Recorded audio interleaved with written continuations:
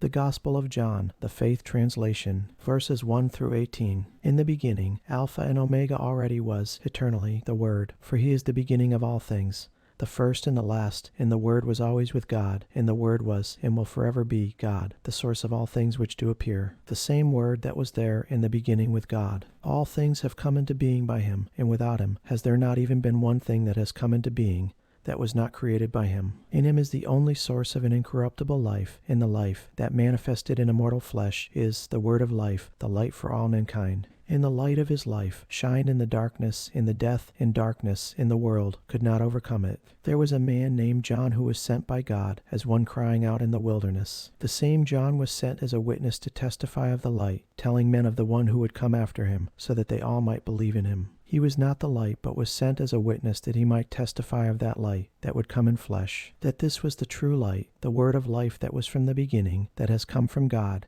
that lights every man who has come into the world. The same Word that is one with God and is God, who came into the world which he created, was not known or recognized by the world as God's. He came to give life to his own children, the ones he created in his image, that they might after appear in his likeness. But his own kind received him not. But as many as will receive and lay hold of him, being fully persuaded by the word of life which he has spoken of them and to them, will thereby receive strength from him to appear in history as the sons of God, having believed on him who has surnamed them his sons, which were born not of blood, that perishes in corruption, or of the lust of the flesh for life, by the strength of a man, but only from of the Spirit of the living God. In the Word, that was from the beginning, came in the flesh and dwelt among us, Emmanuel, God with us, and we beheld him in all his glory, as the only one sent of the Father, in the fullness of his grace and truth. John witnessed concerning him, and cried, saying, This is he who I said comes after me, but has precedence over me. For he existed before me in perpetuity with the Father, but now is manifested unto us. And of his fullness have we received, all the same from the Father, who, from the beginning,